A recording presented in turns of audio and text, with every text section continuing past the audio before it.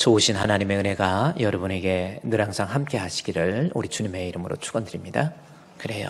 옆에 계신 분 어떻게 추석도 잘 지냈는지 많이 궁금했죠? 옆에 계신 분에게 우리 인사하면서 이번에는 인사가 I'm your energy. 당신은 나의 기쁨이 되고 내 행복이 됩니다 하면서 엄지척 하면서 자, I'm your energy. 반갑습니다.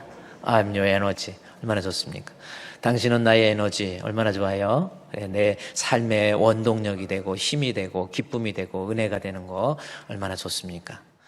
다른 사람에게도 걱정거리가 되거나 근심거리 되지 않도록 남편은 아내에게 I'm your energy가 되고 아내는 남편에게 에너지가 되어야지 서로 근심거리가 돼서는 안 돼요. 그래서 우리 주풍교회 성도들은 늘 그리스도가 내 안에 계심으로 모든 사람에게 기쁨을 줄 수 있는 참으로 복된 우리 성도님들 되시기를 다시 한번 주님의 이름으로 축원드립니다. 그래요. 어떻게 추석 명절 잘 지내셨습니까? 네, 추석하면은 송편이 제일 먼저 생각이 나는데 저희 어렸을 때에는 참 먹을 것이 많이 없을 때잖아요. 그래서 명절이 되면 그 떡을 먹는 것이 얼마나 그랬는데 송편도 가족이 모여가지고 만들어가지고 그렇게 송편을 먹었는데 지금은 만들지 않고 방앗간에 가면은 종이팩에 담아서 한 10,000원 정도 되면은 온 가족이 먹을 수 있나요? 조그만 송편도 조그만해졌더라고요. 그래서 그 조그만한 거 그것도 손가락으로 먹는 게 아니라 이쑤시개로 쑤셔가지고 그리고 먹는 그러한 송편. 어떻게 보면은 참 풍부할 때보다 옛날에 없을 때 우리가 좀 없고 그럴 때 먹을 거 없을 때 가족이 모여서 같이 송편도 만들고 서로 대화도 하고 이때가 더 행복한 추석이 아니었나라는 생각이 듭니다. 그래요. 명절 잘 지내신 줄로 믿고요. 그래요. 이렇게 다시 또 만나게 되니까 얼마나 기쁩니까?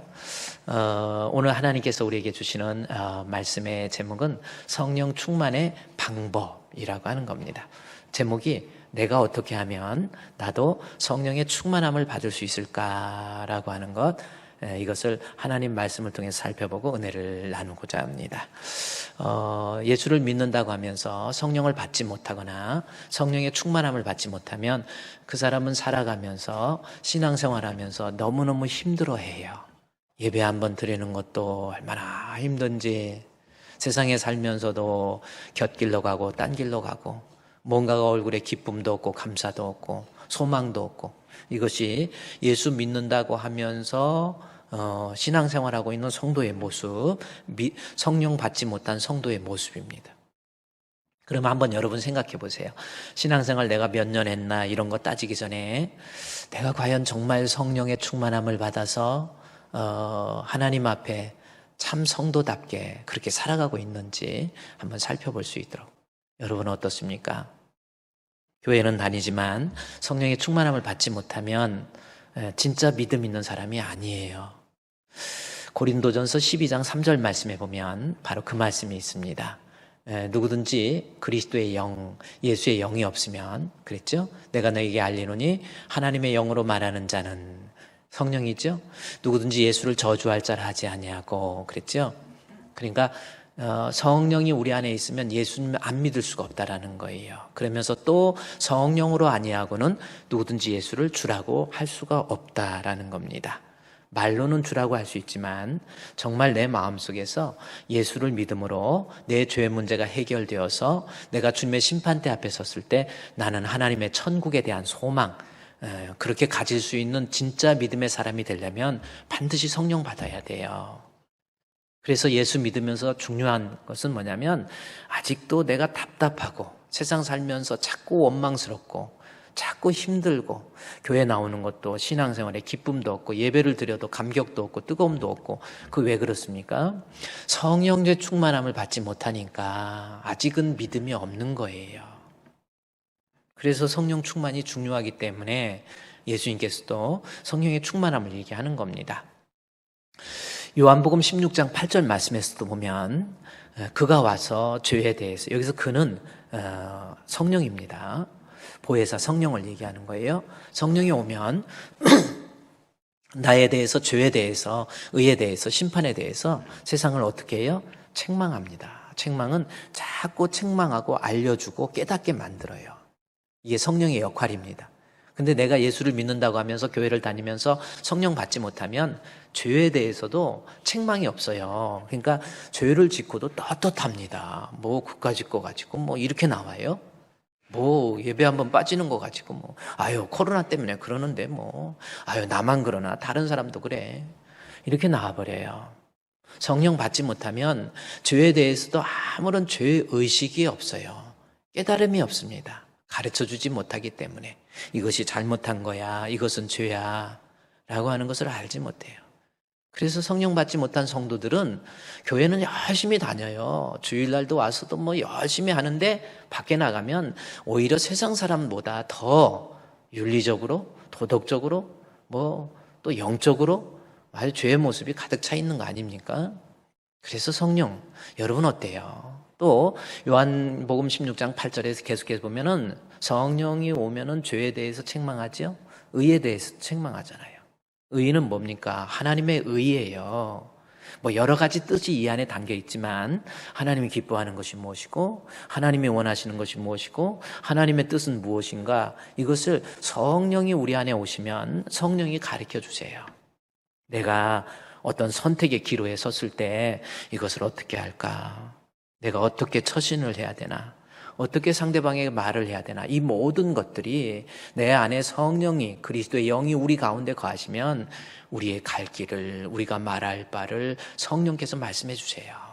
하나님의 의가 뭐고 하나님이 기뻐하는 것이 무엇인지 성령께서 여러분 인생 살면서도 내가 이렇게 해야 될 것이 이사를 해야 될 건지 말아야 돼 사업을 해야 될 건지 말아야 돼 이것을 해야 될 건지 말아야 될 건지 예수 믿는다 그러면서도 자기 생각 자기 계획 도움이 되지 않는 방백들을 의지하고 도울 힘이 없는 인생을 의지하는 사람들이 많아요. 그러나 성령을 예수 믿는 사람은 무슨 일이 딱 있으면 하나님 어떻게 해야 될까요? 내 갈 길이 참 머네요. 내 갈 길 멀고 밤은 깊은데 빛 되신 주 저 본향 집을 향해 가는 길 비치소서 내 가는 길 다 알지 못하나 한 걸음씩 누린도 하소서. 그래서 성령 받으면 내 인생의 주인이 우리 주님이 되신다니까요. 성령 받지 못하니까 지 마음대로 하는 거예요. 조금 화난다고 교회 나오네 안 나오네 그러지요. 아무것도 아닌 거 가지고 오해하고 침소 봉대해가지고 막 일을 부풀려가지고 특히 이 악령이 역사하는 것은 주로 밤에요. 그러거든요. 그러니까 밤에 안 좋게 생각하는 거예요. 누가 안 좋고 누구는 믿고 김 집사는 믿고 오 집사는 싫고 걔는 오해를 잘해서 싫고 박 집사는 바가지 긁어서 싫고 막 이런 생각 계속 하다가 밤새 억울해가지고 잠 못 자고 있다가 아유 내일 내가 낮에 조금만 기다려봐. 내가 낮에 그거한테 반드시 전화해가지고 내가 다 뒤집어도 아니라 져서놔버린다고. 져서버린대. 일장춘몽이라고. 악한 영이 자꾸 마음을 흔드니까 그래요. 성령이 충만하면 그런 악한 마음이 들어오거나 하나님의 뜻에서 벗어나면 죄에 대해서 의에 대해서 책망을 해주십니다. 또 하나 성령 충만하면 사도행전 요한복음 16장 8절에서 심판에 대해서도 성령이 말씀해 주세요. 이 세상은 우리가 영원히 살 곳이 아니라는 것도 깨닫게 해준다니까요. 살아가면서도 내가 어떻게 물질적으로 좀 부자가 될 수 있을까? 어떻게 내가 성공할 수 있을까? 어떻게 저 사람을 이겨먹을 수 있을까? 어떻게 우리 자식 잘 키울 수 있을까? 어떻게 하면 내가 좀 더 좋은 집으로 이런 거 저런 것만 염려하는 거예요. 천국에 대한 소망이 없는 거예요. 나는 이 땅에 살다가 하나님 앞에 가서 심판받을 존재. 내가 좀 인생 살면서 어려워도 힘들어도 때로는 물질적으로 공고함에 처해 있어도 괴로운 일에 처해 있어도 천국을 바라보면서 그곳은 빛과 사랑이 언제나 넘치옵니다.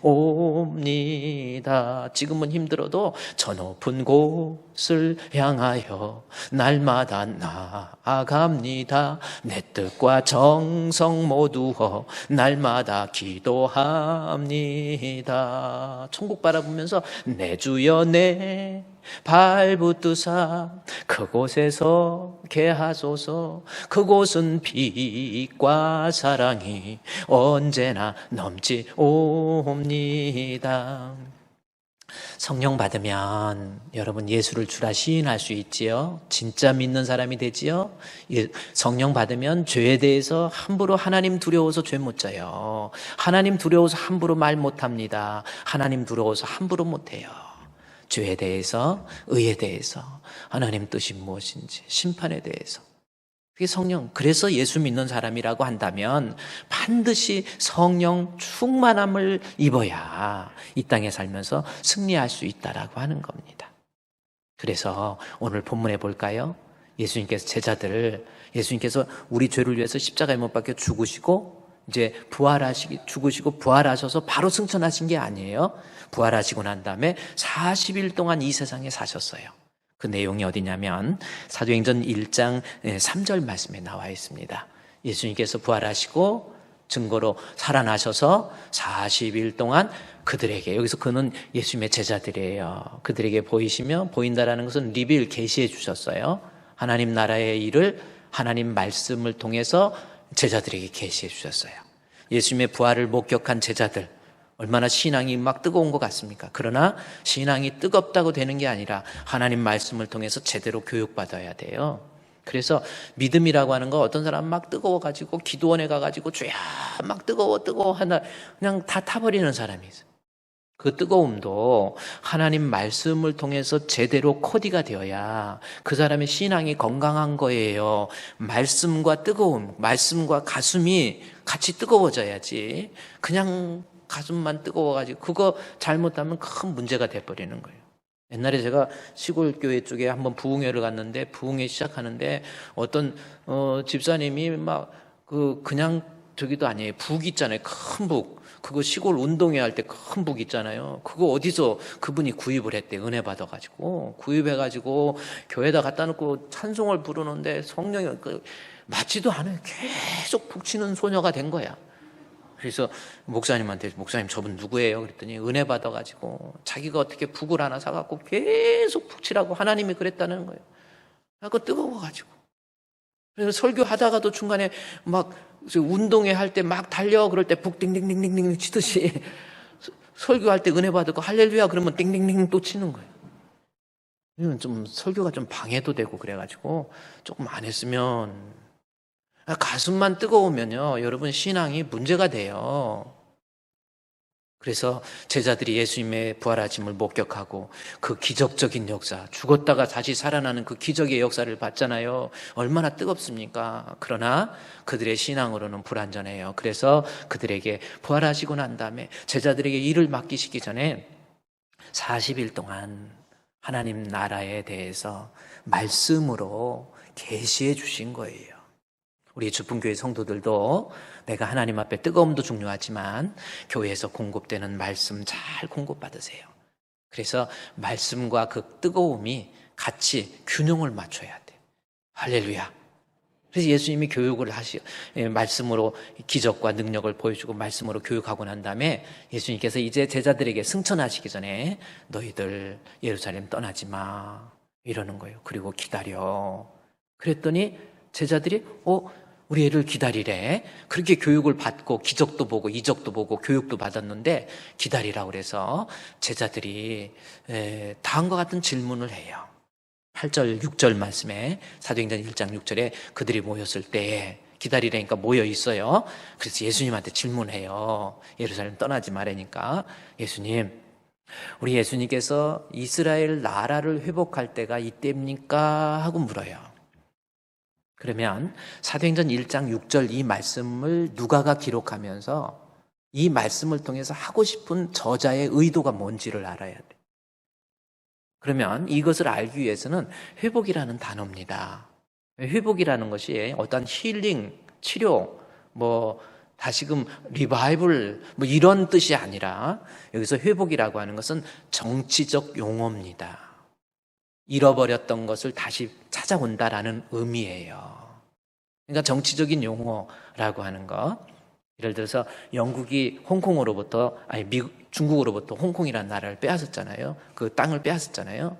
그리고 100년 지난 다음에 다시 반환해줘요. 그때 회복이라는 저 단어입니다. 다시 돌려주는 거예요.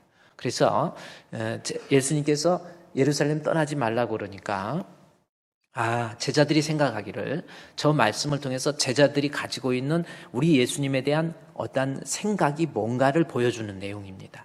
그래서 제자들은 뭐냐면 예수님이 이제는 비로소 지금 정치적인 용어라고 그랬죠. 로마의 속박으로부터 우리나라 이스라엘을 이제 구원해 주실, 회복시켜 줄 때인가 보다 하고 그런 거예요.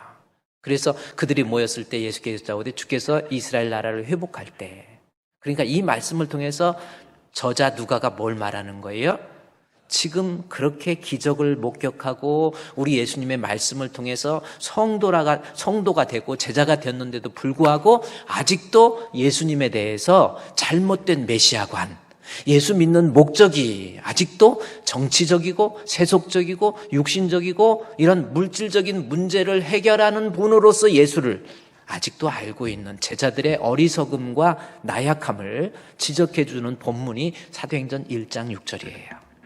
그러니까 이 본문을 통해서 지금 제자들에게 하고 싶은 제자들의 상태가 예수를 믿는다고 하지만 그 믿음이 예수님은 내 세상적인 문제를 해결해 주기 위한 메시아로 인식하고 있다라고 하는 것을 사도행전 1장 6절을 통해서 제자들의 상황을 설명해 주는 내용입니다. 자, 이 말씀 앞에 우리는 어떻습니까? 지금 여러분 예수 믿는 목적이 뭐예요? 한번 쉽게 생각해 보세요.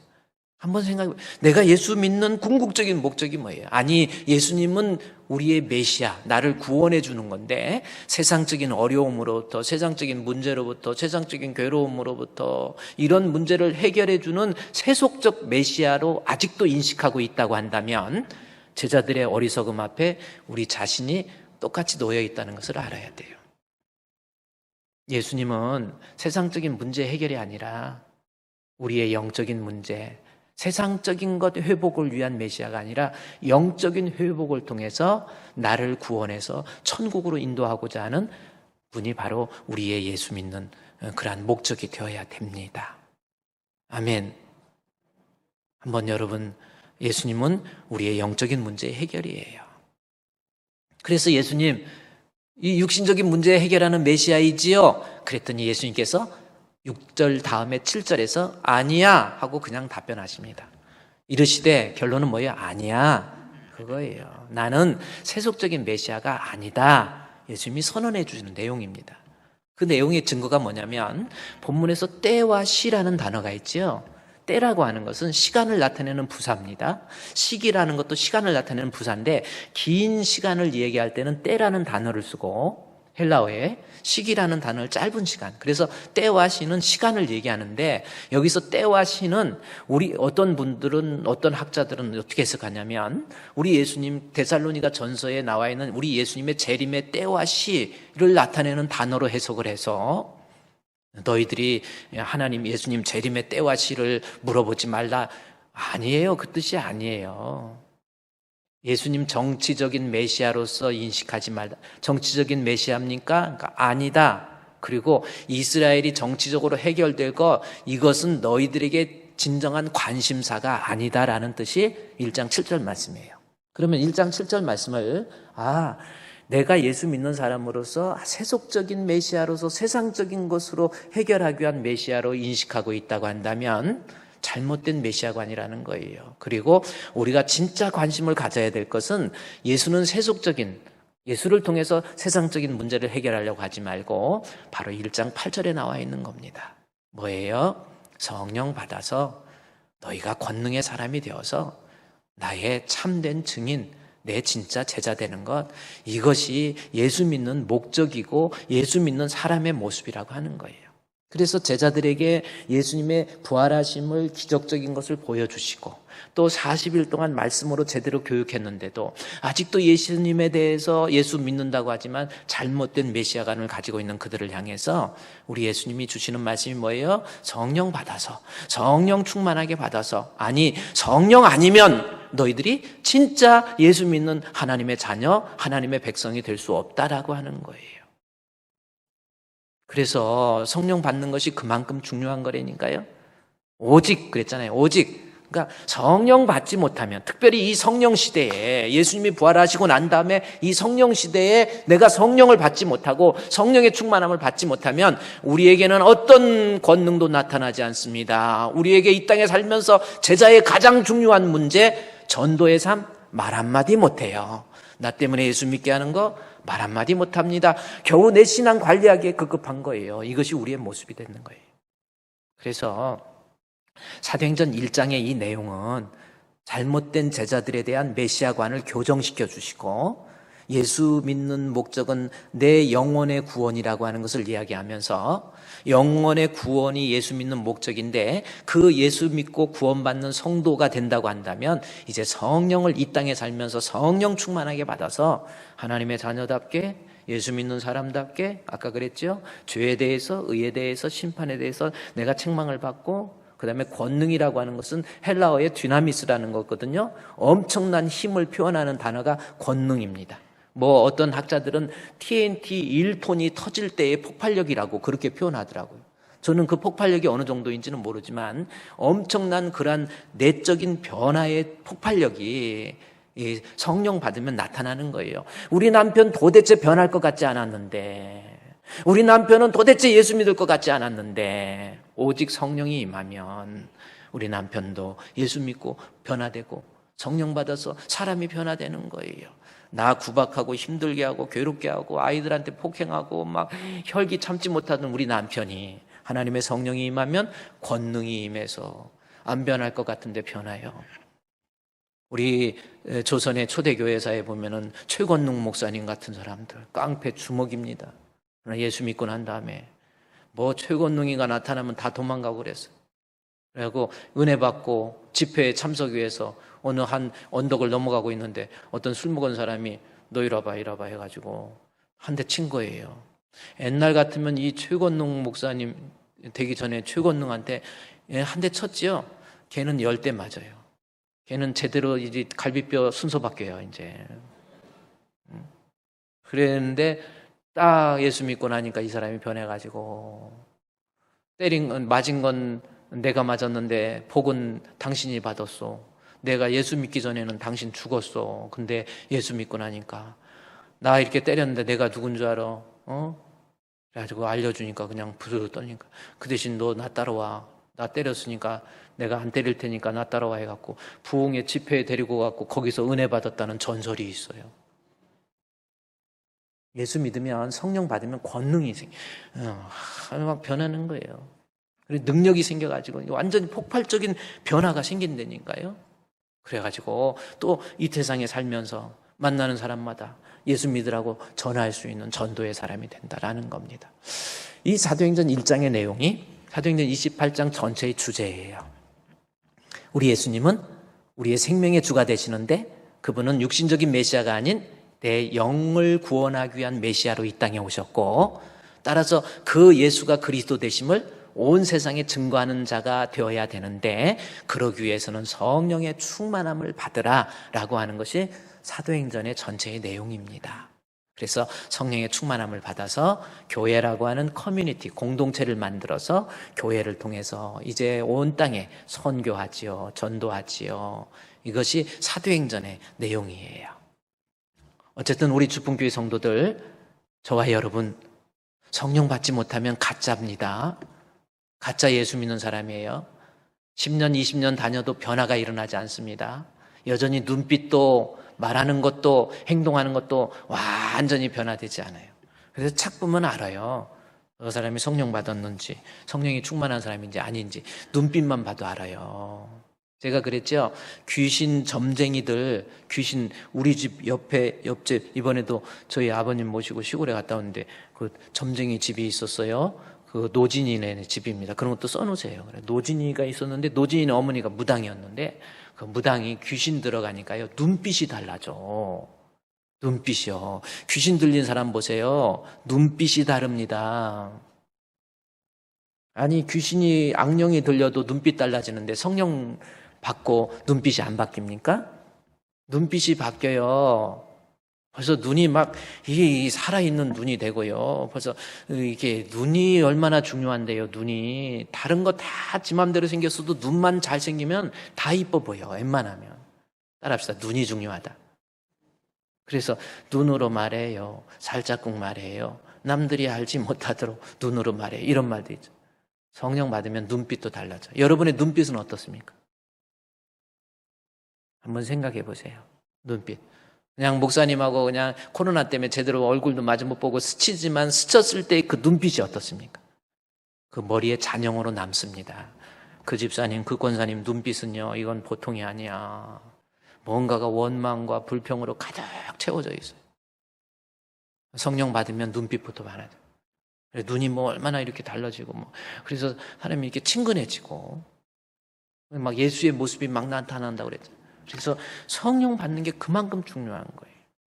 제가 여러분에게 이게 들었던 복음성과 같기도 하고 뭐 제가 만든 것 같기도 하고 변화받고서 미소 띄우면 이게 예수 스타일. 어때요? 예수 스타일이 좀 나타납니까? 한번 여러분 어때요? 이제 이게 성령 못 받으면 교회 와도 간격도 없고 예배를 드려도 그냥 기쁨도 없고 말씀도 안 들려요.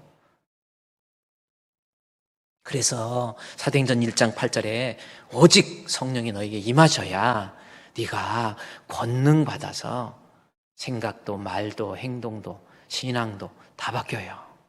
그리고 예수의 증인이 됩니다. 성령 충만한 우리 주품교회 성도 되시기를 우리 주님의 이름으로 축원드립니다. 그러면 어떻게 하면 내가 성령의 충만함을 받을 수 있을 것인지 사도행전을 진행해 가면서 보면 돼요. 성령의 충만이 성령 오직이 있잖아요. 오직 only라는 말을 먼저 하잖아요. 이거 성령 아니면 방법 없는 거예요. 성령 아니면 여러분 결국 신앙생활하면서 곁길로 가고 딴 길로 가다가 죄악 가운데 거하다가 죽을 때 하나님 원망하고 죽는다니까요. 죽을 때 잘 죽어야 돼요. 죽을 때. 저희 아버님 얘기해서 좀 죄송하지만 저희 아버님이 이제 97세 되시니까 지금은 또 다시 조금 회복이 되셨어요. 그 전에 회복되기 전에 막 아파하다가 이렇게 주무시더니 저한테 일어나가지고 주무시다가 일어나셔가지고 예배 드리고 나 죽어서 예배 드리 장례식 하는데 최 목사 왜 여기 와 있어? 나보고 그러는 거예요. 아버지 정신 차리세요. 아직 안 돌아가셨거든. 그랬더니 근데 이게 한번 이게 당 쇼크로 이렇게 됐을 때 응급실 갔다 오신 것을 기억을 못 하시더라고요. 근데 이게 당 쇼크가 이렇게 빠지고 난 다음에 이제 지금은 이제 또 아주 정신이 이제 다 이렇게 그러면서 중간중간에 괴로워하면서도 천국을 보고 때로는 잠을 자고 일어났을 때 환한 미소가 아버지 얼굴에. 그래서 여러분 죽을 때 지옥이 보이면 안 돼. 정말 천국 보여야 돼요. 성령 받지 못하면 죽을 때요 교회만 다녔지 장례식 지금부터요 장례식도 누가 할 것인지 그것도 미리미리 좀 알아놔. 내가 어느 목사님한테 장례식 받을 건가 그것도 알아놓고요 주례할 때 우리 딸 우리 아들 주례할 때 누구한테 주례받지 그것만 생각하지 마시고 내가 죽을 때 장례식 누가 할까. 장례식도요 생전 장례식이 참 좋은 것 같아요. 저는 죽은 다음에 와갖고 막 그런 거 필요 없고 죽기 전에 다 불러서 마지막 인사하는 것도 괜찮을 것 같아요. 그러면 아직 안 돌아가셨으니까 부조도 안 내도 되잖아. 그러니까 미리 살아있을 때 생전 장례식이라고 내가 이제 죽을 날이 벌써 느낌이 되면 지금부터 다 하고 싶은 말 자식들한테 하고 싶은 말도 다 하고 친척들한테 하고 싶은 말도 하고 그리고 이제 잘 있으라고 나 천국 간다. 그리고 이제 장례식 끝낸 거야. 근데 안 죽어 1년 돼도. 그러면 그건 또 문제지만 어쨌든 살아있을 때 정리할 것 정리하고 장례식 하는 거 참 좋을 것 같아요. 어쨌든 성령 충만한 우리 주품교회 성도 되지 않으면 진짜 그리스도인이 아닙니다. 오직 성령 충만함을 받아서 정말 권능 가운데 하나님 참 성도 되시기를 우리 주님의 이름으로 축원드립니다. 그러면 어떻게 하면 성령의 충만함을 받을 수 있을까라고 하는 거 제가 두 가지 오늘 두 번째잖아요. 첫 번째는 뭡니까? 사도행전 2장 1절 한번 보세요. 사도행전 2장 1절에 성경을 찾아가면서 보면 2장 1절에 오순절 날이 이미 이름에 그들이 다 같이 한 곳에 모였어요. 예루살렘 떠나지 말고 모이라고 그랬잖아요. 그럼 모여서 뭐 했을까? 예루살렘 떠나지 말고 기다리라 그래서 제자들이 그 말씀을 듣고 모입니다. 모여서 뭐 했나 하는 것은 1장 14절에 나와 있거든요. 바로 앞에 모여서 뭐 했는가 봤더니 여자들과 예수님의 어머니 마리아와 예수의 아우두가 더불어 마음을 같이해서 오로지 기도에 힘쓰니라. 그러니까 모여서 뭐 했어요? 기도했지요. 근데 중요한 거 여기서 기도는 기도인데 어떤 기도했습니까? 마음을 같이하여 오직 기도에 힘썼다 이거거든요. 힘써서 기도했다 그거거든요. 마음을 같이해서, 그러니까 기도하는 사람들이 서로 싸우고 다투고 미워하면서 기도하지 않고 서로 마음이 하나 돼가지고 서로 사랑하는 마음 가운데 기도했다 이 뜻입니까? 그렇게 생각하면 큰 평택에 도착, 오산 정도는 평택 정도 도착. 여기에서 마음을 같이했다라는 것은 다른 거 아니에요. 기도의 제목이 똑같다라는 뜻입니다. 뭘 가지고 기도했다는, 결국 모여서 힘써서 기도했는데 뭘 놓고 기도했냐는 거예요. 예수님이 약속하신 성령. 하나님 내게도 성령을 주시옵소서. 자기의 연약함을 인정하고 나 성령 받지 못하면 나 권능도 없고 능력도 없고 나 변화도 안 되고 내가 곁길로 가고 딴 길로 갑니다. 자기의 부족을 인정하고 하나님 내게 주의 성령을 충만하게 내리어 주시옵소서. 모여서 2장 1절에 오순절 날이 이미 이름에 그들이 다 같이 한 곳에 모여서 기도했더니 그들이 다 성령의 4절 말씀에 다 성령의 충만함 받잖아요. 그러니까 성령 충만의 방법은 뭐예요? 여러분이 모여서 한 가지 목적, 다른 거 하나님 나 육신적인 거 해결해 주세요, 건강 해결해 주세요, 뭐 이런 거 그거 말고 성령 달라고. 하나님 빈들의 마른 불같이 시들은 나의 영혼 주님의 허락한 성령 주실 줄 믿습니다. 가물어 메마른 땅에 단비를 내리시듯 성령의 단비를 부어 새 생명 주옵소서. 하나님 앞에 기도하는 거예요. 그럴 때 성령의 충만함. 그런데 여기에서 2장 1절에서 기도할 때 한 가지 성령 달라고 기도하라는 것도 중요하지만 또 하나 중요한 것은 모임이에요. 모여서 기도하는 거예요. 혼자 목사님 유튜브로 그냥 혼자 비대면 기도는 어떨까요? 그것도 나쁜 건 아니지만 성령의 충만함, 성경에 나온 대로 보면 모여서 기도하는 것이 하나님 앞에 아주 중요한 은혜 받는 비결 중에 하나라는 겁니다. 여러분 숯불이 있잖아요. 숯불이 막 모여있을 때 펄펄 끓어요. 그런데 이거 숯 좋다 해가지고 띄어서 놓으면 금방 식어버립니다. 그래서 우리 성도들도 내가 교회에 같이 모여서 예배하고 기도하고 이럴 때 성령 충만을 받는다 그 말씀이에요. 교회를 생각할 때 중요한 에센스가 하나 있는데, 중요한 것이 뭐냐면 교회를 생각할 때 중요한 건 뭐냐면 교회라고 하는 것은 그 원어 자체가 에클레시아라는 겁니다. 에크는 무엇뭐로부터 전치사고요. 레시아 회중이라는 거예요. 세상의 죄악 가운데 있는 사람으로부터 불러낸 거룩한 모임의 단체를 교회, 에클레시아라고 그러는 거예요. 교회라고 하는 것은 그 본질 속에 모임이라고 하는 것이 반드시 포함되어 있는 거예요. 모이지 않는 것은 엄밀히 말해서 회중, 교회가 아니라니까요. 모여야 교회가 되는 거예요. 그래서 이 코로나 위기 속에서도 자꾸 모이자고 하는 거예요. 성경대로. 힘들어도 어려워도 자꾸 모이는 거예요. 요즘 한국교회 중에서 분당에 있는 모 교회, 큰 교회입니다. 신사도주의적 영향으로 인해서 내가 하나님 앞에 기도해 보니까 이런 것이 있다 해가지고 직접 막 계시 받은 것처럼 설교하니까 설교가 훨씬 라이브하잖아요. 성경 갖고 안 하고 하나님 앞에 기도해 보니까 이럽니다. 여러분 이것이 하나님 뜻입니다. 막 목사님이 이래 버리니까 목사님 설교가 훨씬 이게 하나님의 뜻이라는데 뭐 목사님이 계시 받았다는데 이게 신사도주의 네오 에포스톨리즘입니다. 저도 목회를 하면서 그런 유혹을 많이 받아요. 집사님 내가 기도해 보니까 이래. 그러면 훨씬 말에 힘이 있잖아요. 근데 성경 계시는 66권으로 사실 끝난 거예요. 하나님 말씀을 통해서 계시한 거예요.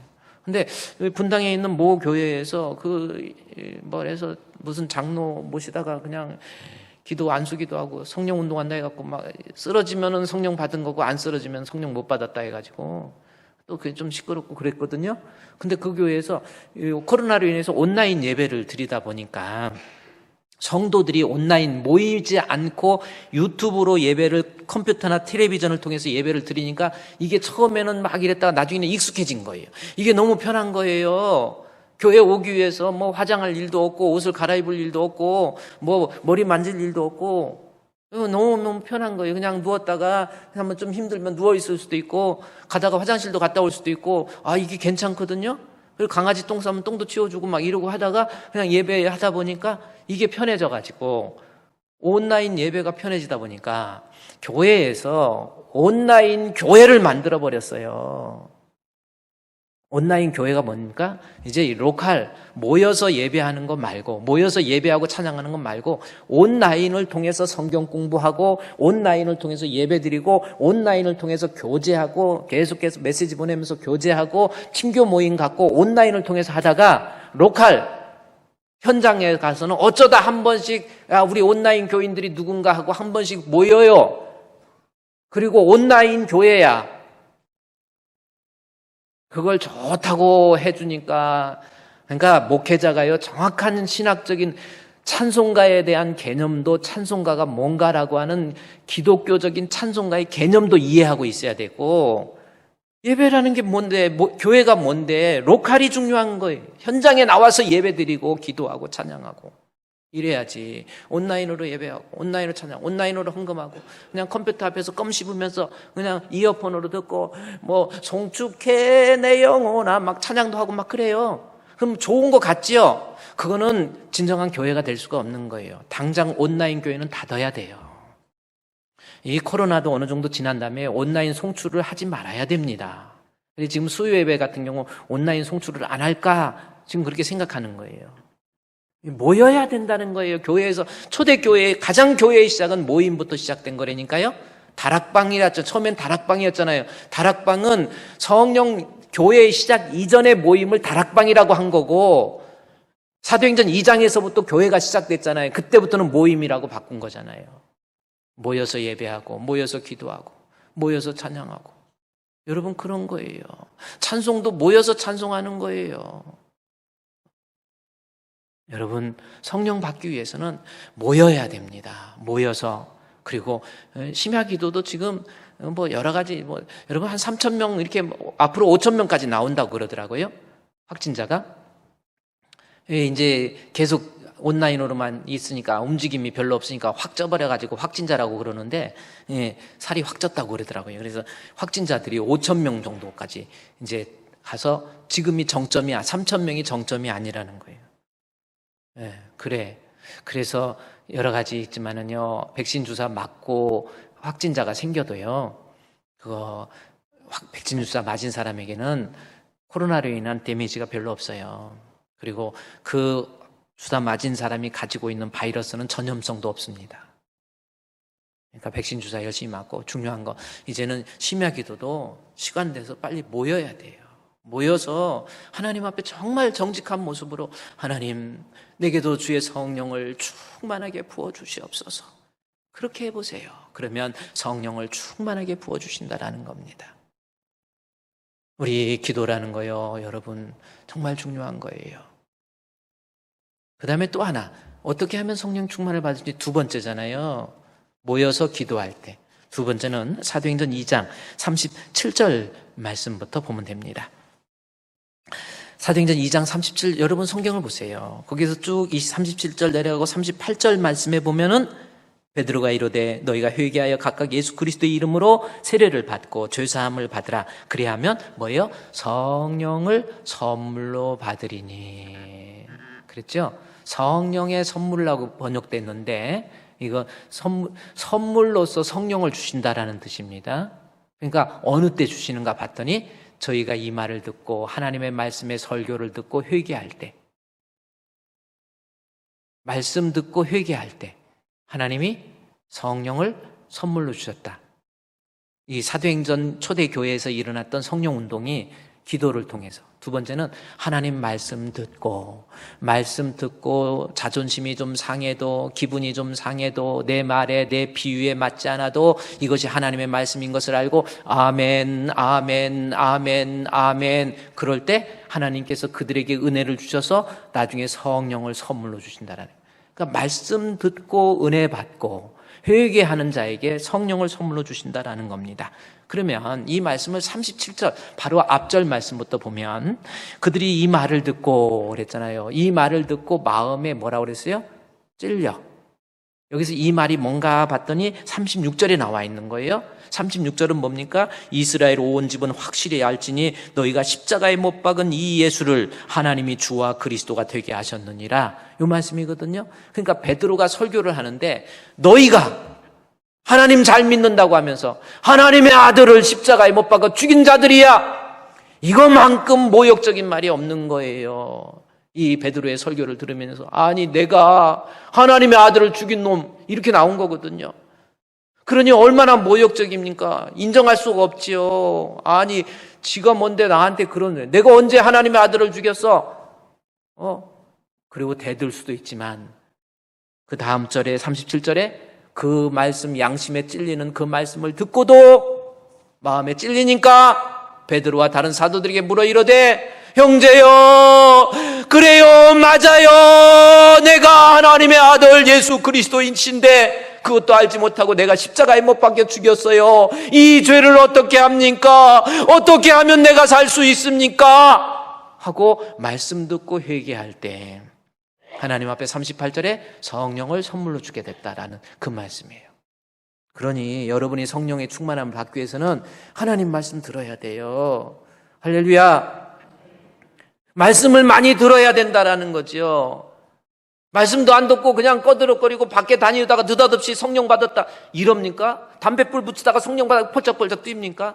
그런 거 아니에요. 하나님 몸된 교회에 오셔서 하나님 말씀을 받고 그 말씀이 내 양심을 찌르는 한이 있다 할지라도, 내가 아무리 괴로워도 하나님 말씀 앞에 내 자존심을 좀 내려놓고 나를 굴복시키면서 하나님 잘못됐습니다, 용서해 주시옵소서 하고 말씀 듣고 회개하면 하나님이 그들에게 성령을 선물로 주시겠다라고 하는 엄청난 말씀 아닙니까?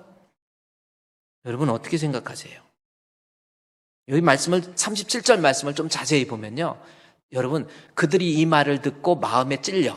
자, 거기까지 읽어보겠습니다. 시작.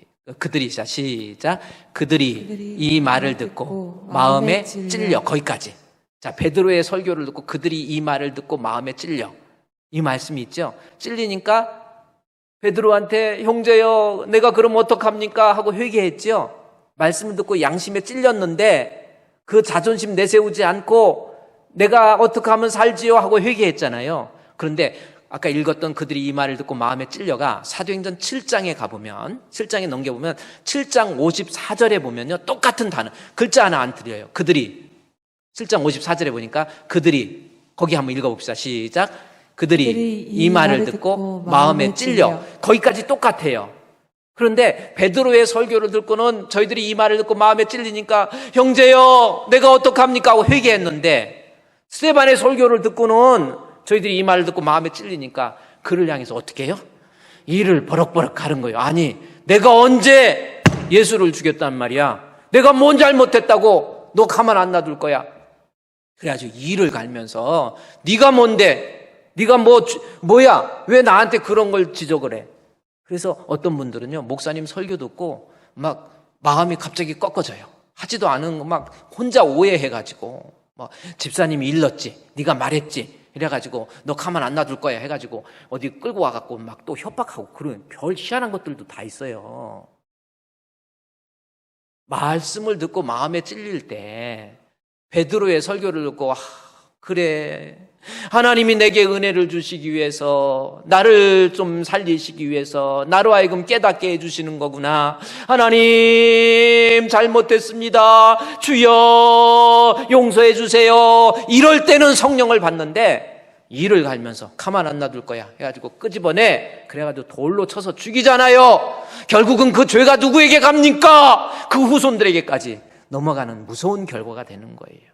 우리 주풍교회 성도 여러분, 성령 받을 수 있는 방법은 하나님 말씀 듣고 내가 은혜 받고 내가 깨달아야 돼요. 말씀 듣고 깨달으면 내게 큰 은혜가 돼요. 여러분, 말씀 듣고 마음 상한 적 있지요? 그러면 하나님이 성령을 주지 않습니다. 말씀 듣고 마음이 아플 때 오히려 하나님 감사하며 나를 이토록 사랑하시다뇨. 주의 말씀 받은 그날 참 기쁘고 즐겁도다. 이 기쁜 마음 못 이겨서 온 세상에 늘 전하세. 막 이런 찬송이 나와야지. 오늘 설교 듣고 그거 아니요. 내가 오늘 여러분, 언제까지 성령을 거부하겠습니까? 언제까지 성령을 여러분 회방하겠습니까? 말씀 듣고 말씀 사모해서 내 잘못과 내 죄를 놓고 하나님 앞에 내려놓으면 그들에게 성령을 선물로 하나님은 덧입혀 주세요. 말씀 듣는 것이 얼마나 중요한데요. 사도행전 10장, 여기서 좀 넘어가 볼까요? 사도행전 10장에 보면, 사도행전 10장 한번 여러분 가보세요. 사도행전 10장 44절 말씀부터 보면, 10장 44절 있죠?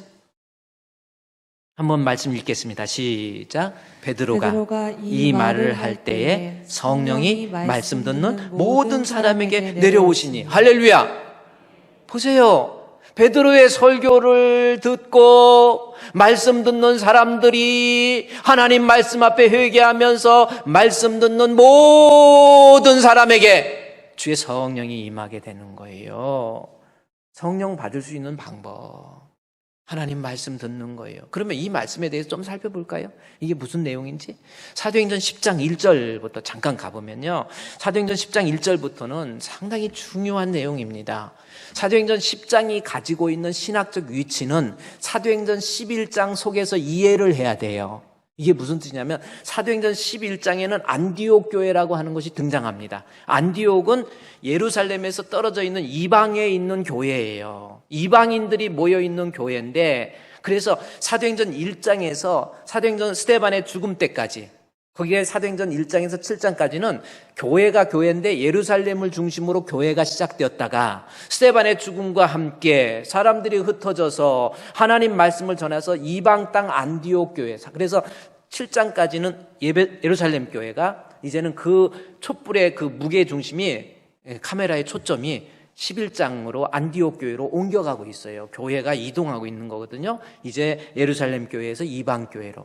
근데 이방 교회가 예수를 믿는다는 것은 이해가 가지 않는데, 그 전에 사도행전 10장을 통해서 베드로에게 환상을 보여주시고 하나님께서도 이방인들을 사랑하시고 이방인들을 구원해 주신다라고 하는, 그러니까 민족주의 개념으로 무장되어 있던 이스라엘에게는 이해하지 못하는 것을 베드로에게 환상을 보여준 거예요. 그래서 이방 땅에도 복음을 전하라라고 하는 것을 베드로로 하여금 알게 하는 내용이 사도행전 10장이에요. 그런데 그 이방의 대표적인 인물이 누구냐면, 여기 10장 1절에 나와 있는 가이사랴에 있는 고넬료라고 하는 사람입니다. 가이사랴가 어디입니까? 예루살렘에서 북서쪽으로 약 104km 떨어진 곳에 가이사랴라고 하는 동네가 있어요. 지금도 이스라엘의 성지순례 가면은 가이사랴가 있습니다. 이 가이사랴라는 것은 뭐냐면, 가이사, 로마의 황제를 칭하는 이름이에요. 가이사의 것은 가이사, 그렇죠? 황제 이름이에요. 그러니까 뭐냐면, 그때 그 헤롯 왕이 로마의 아부를 좀 해야 되겠는데, 황제를 위해서 이 지중해에서 로마까지 직선거리로 가는데 가장 좋은 항구가 있는 곳이 가이사라인데, 여기에다가 황제를 위한 신전도 만들고 여러 가지 도시를 만들어서 가이사에게 드립니다 하는 것이 가이사라입니다. 가이사라가 있고 가이사라 빌립보가 있고 그래요. 근데 이 가이사라인데, 이 가이사를 위해서 도시를 만들어 준 거예요. 근데 이 가이사는 그래서 이스라엘을 다스리는 총독, 로마의 총독 관저가 가이사라에 있고, 그 다음에 로마의 군사적 요충지가 바로 군인들이 배치되어 있는 거예요. 근데 그곳에 고넬료라는 사람이 있었는데, 그 고넬료에 대해서 본문에서 이야기를 해요. 고넬료는 누군가? 이스라엘 사람이 아닌 이달리아 부대, 로마의 부대의 백부장이었다. 하는 로마의 부대 이방인으로서 군 간부였다 이렇게 나온 거죠. 하급 간부죠. 그렇게 나와 있는 거예요. 그래 그런가 보다 했는데 왜 이 고넬료에 대해서 이달리아 부대의 백부장 이것은 뭐냐 이 사람은 이방인이다라는 것을 강하게 어필을 하기 위한 내용이고요. 그 다음 절에 10장 2절 말씀에 그는 경건했다라는 말을 표현합니다. 이방인인데 경건했대요. 경건이 무슨 뜻입니까? 헬라어로 유세비안이라는 단어인데 유세비아라고 하는 단어는 무슨 뜻이냐면 경건이라는 것은 godly라고 하는 Godly 이 경건입니다. godly 양식장이 아니고 godly 영국식 발음하고 미국식 발음은 좀 틀려요. godly라고 하는 거 경건한 사람 godly 한번 해봅시다. godly 따라합시다. 시작. 까투리가 아니고 가투리가 되는 건데 이게 무슨 뜻이냐면 하나님을 닮아가는 모습을 가진 자를 경건이라 그렇게 이야기하는 거예요. 그러니까 경건한 사람은 어떤 사람이에요? 하나님을 닮아가는 거예요. 뭔가가 하나님 닮아가 이게 경건한 모습이라는 그것이 말씀과 기도로 경건해지잖아요. 그래서 하나님 점점 닮아가는 거예요. 경건은 그러니까 고넬료가 이방 사람인데 하나님을 점점 닮아가는 진짜 크리스찬이라는 거예요. 그래서 그 경건이 뭘로 나타나냐면 하나님을 경외하고 구제하고 기도하고 이게 나타나는 거거든요. 하나님 닮아가는 모습이 뭐예요? 하나님 경외로 나요. 경외라고 하는 건 또 무슨 뜻이에요? 공경 경자에다 두려울 외거든요. 그러니까 하나님을 닮아가는 사람은 하나님 공경할 줄 알아요. 공경의 모습이 제일 중요한 게 뭡니까? 예배예요. 그래서 저 사람 믿음 좋은데 예배 성적이 안 좋아. 가짜입니다. 예배 성적이 좋다고 다 믿음 좋은 건 아니지만 그래 하나님 앞에 고넬료는 보여서 예배하려고 그러고 기도하려고 그러고 막 하나님 앞에 이 경건, 경외, 하나님 받들 공경하고 그 다음에 하나님 앞에 두려워할 외자잖아요. 하나님 죄에 대해서 두려워하고 그 다음에 백성 구제한다는 것은 하나님 뜻대로 살아가고 그 다음에 하나님께 뭐 했어요? 항상 뭐예요? 기도한 거예요. 그럼 항상 기도라는 게 뭐예요? 우리 여러분 항상 기뻐하라 쉬지 말고 기도하라 그러니까 어떤 사람은 맨날 언제 쉬지 않고 어떻게 기도만 한대? 밥은 언제 먹고 직장은 언제 다니? 맨날 쉬지 말고 기도하라고 해. 그것은 왜 그렇게 생각하냐면 E.M. 바운주가 얘기한 것처럼 기도라고 하는 용어를 잘못 해석한 거예요. 기도의 진짜 의미는 내 부족한 것을 얻어내기 위한 통로로서의 기도의 의미가 아니라 기도의 진짜 의미는 하나님과의 대화예요. 그러니까 뭐냐면 고넬료가 항상 기도했다라는 것은 매 순간순간마다 하나님 믿는 믿음 가지고 내 안에 하나님을 모시고 그분과 함께 대화하고 교제하면서 하나님 이건 어떻게 할까요? 하나님 뜻은 무엇입니까? 이렇게 살아가는 모습이 기도예요. 그러니까 정말 경건한 모습으로 살아가고 있었어요. 그러다가 그랬는데 그 다음 절 말씀해 보니까 고넬 10장 3절에 하루는 제 9시쯤 오후 3시죠. 하나님 앞에 환상 중에 하나님의 사자가 이르더니 너 4절에 고넬료가 주목해서 보니까 너 기도와 구제가 하나님께 상달되어서 너는 이제부터 5절에 베드로라는 사람을 요바에 가서 베드로를 보내요. 베드로라고 하는 신문을 청하라 그래요. 베드로 요바에 있는 베드로 불러나라는 거죠. 그래서 알겠습니다 하고 하나님께서 성령께서 베드로에게 또 환상을 보여주고 고넬료가 베드로를 요바에 있는 베드로를 보내가지고 베드로가 집으로 오도록 그렇게 청합니다. 그래서 24절 말씀에 넘어가면요. 10장 24절 이튿날 가이사랴에 들어가니 고넬료가 그 친척과 가까운 친구들을 모아서 기다려요. 그래서 베드로가 오는 거예요. 오니까 25절에 마침 베드로가 들어올 때에 고넬료가 어떻게 했습니까? 발 앞에 엎드려서 절하니 베드로도 놀래가지고 일으켜 세우면서 나 사람이야. 이게 무슨 뜻입니까? 베드로는 어부예요. 피식민지 국가입니다. 고넬료는 군 간부예요. 통치자예요. 이때도 군인이 얼마나 스마트하고 배우고 베드로는요 어부가 제가 나쁘다는 게 아니라 사회적으로 도저히 그러는데 베드로가 나타나니까 사람 대우 안 했잖아요. 하나님 앞에 내가 있나이다 해서 무릎을 꿇어요. 베드로 앞에 무릎을 꿇고 발 앞에 엎드려 여기 무릎을 베드로 이 25절 말씀에 맞아서 발 앞에 엎드려서 절했다. 이것은 뭔지 아세요? 군인으로서의 가장 치욕적인 모습이에요. 복종과 굴복을 표현하는 단어잖아요. 그러니까 하나님 말씀을 베드로를 통해서 듣는데 비록 말씀을 전하는 베드로가 세상적으로는 볼품없지만 하나님 말씀 전하는 베드로 앞에 하나님처럼 나도 사람이라 한 것처럼 하나님 대하듯이 대하면서 하나님 말씀을 사모하고 말씀 듣고 깨닫고 은혜 받고 내게 말씀을 주옵소서. 하나님 말씀 듣고 은혜 받으니까 44절에 가볼까요? 베드로가 이 말을 할 때에 어떻게 됐습니까? 성령이 말씀 듣는 모든 사람에게 내려오잖아요. 하나님 말씀이에요. 말씀 사모하면서 하나님 교만한 마음 좀 내려놓으세요. 교회에서 잘난 체 하지 마라 그랬죠.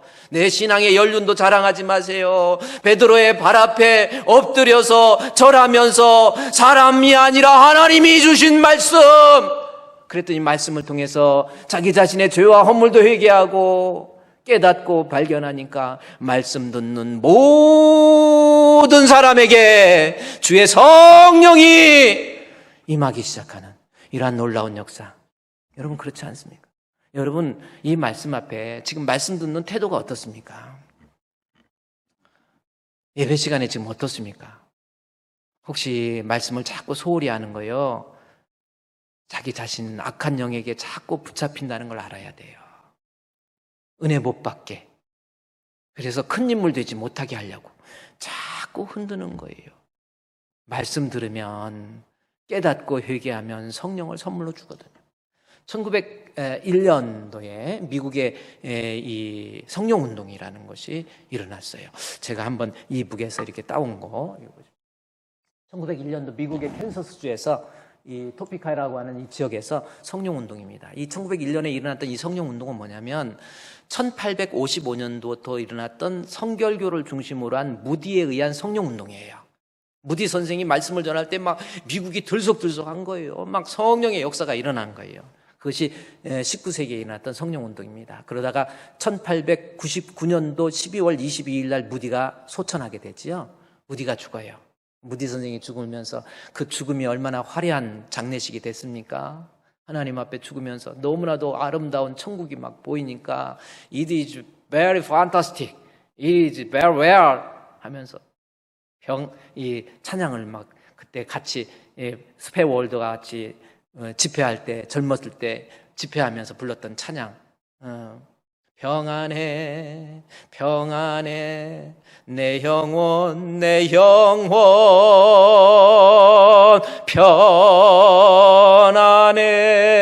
편안해, 그러면서 천국 가셨어. 여러분도 죽을 때 그렇게 죽어야지. 죽을 때 갑자기 마귀가 나타나서 가자 하고 끌고 가면 어떡할 거예요? 정말 천국을 보면서 It is well, It is fantastic, It is good. 여러분, 무디가 그렇게 죽고 난 다음에 미국에 1899년도, 1900년도 됐는데 무디 교회의 담임 목사가 R.A. 토레이가 됐는데 이건 너무 냉랭한 거예요. 그래서 R.A. 토레이가 안 되겠다 해가지고 1900년도에 막 기도하는 거, 하나님 이 미국을 버리겠습니까? 미국에도 성령운동을 내려 주시옵소서. 무디에게 주셨던 그 성령의 역사가 일어나기를 원합니다. 하나님께 기도하는 가운데 이 토레이가 은혜 받고 성령을 받은 거예요. 성령 받고 나서 말씀을 전하는데 이 미국에서 캔서스주에서 토피카라는 지역에서 1901년도에 그 교회에서 무디 교회에서 성령운동이 다시 일어난 거예요. 막 사람들이 여기저기 모여서 회개하지요, 찬양하지요, 막 주님께 영광 돌리지요, 막 기쁨이 넘치지요. 그런 성령운동이 일어난 거예요. 그러다가 그 성령운동의 그 지진과 같은 그 운동이 진동을 하다가 1906년도에 LA 아주사 지역, 지금도 가보면요, 미국의 아주사 스트리트에 보면 아주사 스트리트 미션이라고 하는 지금도 그 팻말이 있어요. 저도 미국의 캘리포니아에서 저 팻말을 보고 그랬습니다. 여기에 이 흑인 목사님이신데 이 시무어 목사님, 윌리엄 시무어 목사님이 설교를 하는데 설교하다가 그곳에 엄청난 성령의 역사가 일어나게 돼요. 성령의 역사가 일어나가지고 그 조그마한 공간에서 찬양하고 예배하고 그러다가 그 한 장 넘겨보세요. 지금 이거 에포스톨릭 페이스라고 하는 이 가스펠 이 집 여기에서 성령, 옛날에 이곳에서 1906년도에 성령의 뜨거운 역사가 막 일어난 거예요. 흑인들의 찬양이 화음 넣었을 때 얼마나 아름답습니까? 그래서 흑인들이 넋두리 하는 줄 알고 처음에는 오해를 했는데 나중에 그게 성령의 운동. 그래서 막 찬양을 막 얼마나 뜨겁게 찬양하는지 몰라요. 막 사람들이 눈물을 흘리면서 회개하고. 그것이 1906년도입니다. 그 성령운동이 미국에서 일어났던 1901년도부터 일어났던 성령운동이 중국으로 1903년도, 인도로 1904년도, 우리 조선의 1904년도 원산에서 하리 영이라고 하는 하디 선교사에 의해서 말씀을 전하다가 그곳에 성령운동이 일어나는 거예요. 원산에서의 성령운동입니다. 거기서 성령운동이 뜨겁게 일어나는 거예요. 하디 영이 뭐냐면 하나님 말씀 가지고 성경 공부를 하다가 왜 이렇게 교회가 부흥이 안 되지? 왜 이렇게 조선 사람들은 예수를 믿지 않지? 조선 사람들은 너무 미개해서 그런가 봐. 그리고 그렇게 했는데 하나님 앞에 기도하고 말씀을 같이 공부하다가 하디 선교사가 내 자신의 마음속에 깊이 뿌리박고 있는 그 교만한 마음이 하나님 말씀을 통해서 깨닫고 회개하기 시작한 거예요. 내가 의사라고 하면서 은근히 교만했던 거, 내가 하나님 앞에서 조선 민족을 미개한 민족으로 알고 그들을 멸시했던 것, 하나님 잘못했습니다. 이 하디 선교사가 거기서 회개하고 이름도 하리영으로 바꿔버렸어요. 하디인데 하리영, 한국 발음으로 이렇게 하디 해가지고 바뀐 거예요. 그리고 성령운동이 1904년도 원산에서 일어난 거예요. 그 성령운동의 진동이 조선 반도를 적시기 시작하더니 1907년도 평양에서 장대현 교회에서 신년 집회를 하는 가운데 이 그레엄 리라고 하는 이기람 목사, 한번 제가 다음 한번 넘겨보세요. 여기 이기람 목사, 이기람이 한국 사람이 아닙니다. 그레엄 리입니다. 그레엄 리를 한국 발음으로 해가지고 이기람으로 바꾼 거예요. 이기람 됐죠. 이기람 목사님이 선교사인데 평양에서 집회를 하는 가운데 마지막 둘째 날 전에 하나님 말씀을 전하는 가운데 길선주 장로님이 갑자기 말씀 듣고 회개한 거예요. 하나님, 내가 장로라고 하면서 남의 돈을 훔쳤습니다. 죽어가면서 친구가 준 $100, 지금 돈으로 엄청난 돈이에요. 그 돈 내가 훔치고 내 돈으로 만들었어요. 하나님 잘못됐습니다 하고 회개하니까 여기저기, 나는 첩이 2명이나 되는, 아니 아내가 있는데 같이 회개하는 거야. 막 첩이 2명이나 있었습니다. 아내가 병들었는데 구박했습니다. 하나님 용서해 주시옵소서 하고 하나님 말씀 듣다가 평양에서 놀라운 성령운동이 뜨겁게 일어난 거예요. 제가 영상을 하나, 조금 시간이 있지만 영상 하나 좀 띄워드릴게요. 1907년도 원산에서 일어났던, 평양에서 일어났던 1월 2일부터 15일까지 장대현 교회에서 도사경회가 열렸습니다. 6일부터 시작된 저녁 집회는 매일 약 1,500명이 참석하여 뜨거운 열기를 더해갔습니다. 그러다 마지막 이틀 동안 놀라운 영적 대각성 운동이 폭발했습니다. 바로 14일 저녁 성령에 사로잡힌 길선주 장로는 설교 대신에 자신의 죄를 고백했습니다. 그는 장로였었고 신학생이었지만 철저하게 하나님 앞에 회개하는 과정을 겪지 못했었습니다. 그런데 바로 그날 저녁 성령의 은사를 받은 후에 수천 명의 교인들 앞에서 보세요. 자기의 성령 죄를 받으니까 죄를 철저하게 고백하잖아요. 참여하였습니다. 1907년 1월 14일 길선주가 마룻바닥에 엎드려 자신의 죄를 고백하기 시작했다. 나는 하나님 같은 놈입니다. 친구가 죽어가며 아내 대신 재산을 정리해달라고 맡긴 돈을 제 마음대로 가로챘습니다. 주여, 저 같은 놈도 용서해 주실 수 성령 있습니까? 받기 전에 장로 됐어도 하나님, 그렇게 제 거짓과 추악한 그 죄를 죄악을 그대로 깨끗하게 버리지 하여 못했다가 주옵소서. 성령 받으니까 말씀 길선주 듣고 회개하고 장로의 회개가 있은 후 성도들도 자신의 죄를 막 여기저기서 하나하나 성령운동, 고백하기 시작했습니다. 회개운동이 일어난 거예요. 말씀 듣고. 병들어 아파하는 마누라를 보면서 매일 술만 마시고 빨리 죽어버리라고 저주했습니다. 주여, 용서하소서. 하나님, 저는 제 욕심 때문에 첩을 둘이나 두고 아이들과 마누라 생각은 전혀 하지도 않았습니다. 하나님이 싫어하시는 일을 일삼았습니다. 용서해 주소서. 하나님, 선교사님의 돈을 14전이나 훔쳤습니다. 절 용서해 주세요. 예배당은 성령의 강력한 임재와 통회의 역사로 가득 찼습니다. 그중 600명의 사람들은 다음날 새벽 2, 3시까지 밤새도록 가슴을 치며 자기 죄를 회개하느라 아우성을 쳤습니다. 이 회개의 운동이 시작되면서 드디어 성령의 대부흥 운동이 일어난 것입니다. 네, 거기까지만 합시다. 여러분, 말씀 듣고 말씀 사모해서 말씀 듣고 내가 회개하는 거, 그게 은혜 받은 거예요. 그런 자에게, 진심으로 회개한 자에게 하나님은 성령을 선물로 주십니다. 성령 받으니까요, 하나님 앞에 모든 죄악된 모습이 막 드러나는 거예요.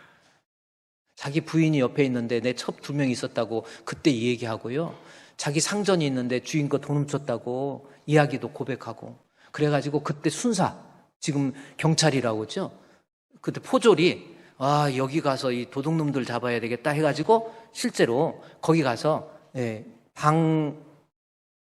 포졸 이름이 방 누군데 거기 가가지고 고백하는 사람 잡아다가 너 그런 죄 졌구나 잡으려고 들어갔다가 거기서 그 포졸이 은혜 받아버렸어. 그래서 도둑 잡으려고 했다가 은혜 받아가지고 또 변화되고.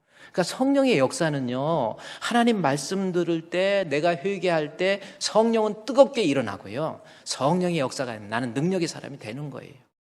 우리 주풍교회성도 오늘 모여서 기도하세요. 이제 시켜서 하는 거 말고 모여서 기도하세요. 예배 시간 빠지지 마세요. 수요 예배 심야기도 빠지지 마세요. 새벽 기도 하는 사람들도 있잖아요. 자꾸 모이세요. 모여서 기도하고 모여서 말씀 듣고 회개하면 하나님이 우리에게 성령을 충만하게 해줄 줄 믿습니다.